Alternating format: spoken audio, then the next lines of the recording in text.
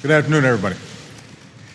Secretary Clinton and I just concluded a meeting that focused on the ongoing situation in Libya.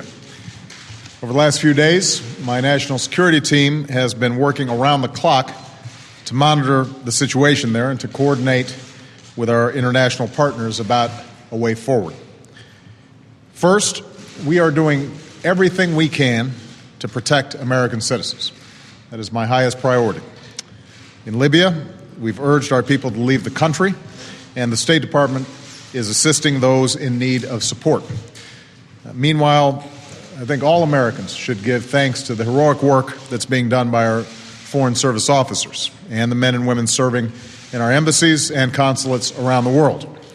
They represent the very best of our country and its values. Now, throughout this period of unrest and upheaval across the region, the United States has maintained a set of core principles which guide our approach. These principles apply to the situation in Libya. As I said last week, we strongly condemn the use of violence in Libya. The American people extend our deepest condolences to the families and loved ones of all who've been killed and injured. The suffering and bloodshed is outrageous, and it is unacceptable. So are threats and orders to shoot peaceful protesters and further punish the people of Libya. These actions violate international norms and every standard of common decency. This violence must stop. The United States also strongly supports the universal rights of the Libyan people. That includes the rights of peaceful assembly, free speech, and the ability of the Libyan people to determine their own destiny. These are human rights. They are not negotiable. They must be respected in every country, and they cannot be denied through violence or suppression. In a volatile situation like this one, it is imperative that the nations and peoples of the world speak with one voice, and that has been our focus. Yesterday, a unanimous UN Security Council sent a clear message that it condemns the violence in Libya, supports accountability for the perpetrators, and stands with the Libyan people. This same message, by the way, has been delivered by the European Union, the Arab League, the African Union, the Organization of the Islamic Conference, and many individual nations. North and south, east and west, voices are being raised together to oppose suppression and support the rights of the Libyan people. I've also asked my administration to prepare the full range of options that we have to respond to this crisis.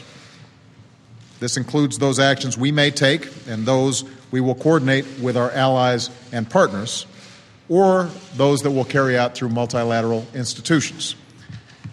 Like all governments, the Libyan government has a responsibility to refrain from violence, to allow humanitarian assistance to reach those in need, and to respect the rights of its people. It must be held accountable for its failure to meet those responsibilities and face the cost of continued violations of human rights.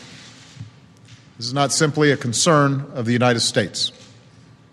The entire world is watching, and we will coordinate our assistance and accountability measures with the international community. To that end, Secretary Clinton and I have asked Bill Burns, our Undersecretary of State for Political Affairs, to make several stops in Europe and the region to intensify our consultations with allies and partners about the situation in Libya. I've also asked Secretary Clinton to travel to Geneva on Monday, where a number of foreign ministers will convene for a session of the Human Rights Council. There she'll hold consultations with her counterparts on events throughout the region and continue to ensure that we join with the international community to speak with one voice to the government and the people of Libya. And even as we are focused on the urgent situation in Libya, let me just say that our efforts continue to address the events taking place elsewhere, including how the international community can most effectively support the peaceful transition to democracy in both Tunisia and in Egypt. So let me be clear. The change that is taking place across the region is being driven by the people of the region. This change doesn't represent the work of the United States or any foreign power. It represents the aspirations of people who are seeking a better life As one Libyan said, we just want to be able to live like human beings. We just want to be able to live like human beings. It is the most basic of aspirations that is driving this change. And throughout this time of transition, the United States will continue to stand up for freedom, stand up for justice, and stand up for the dignity of all people. Thank you very much.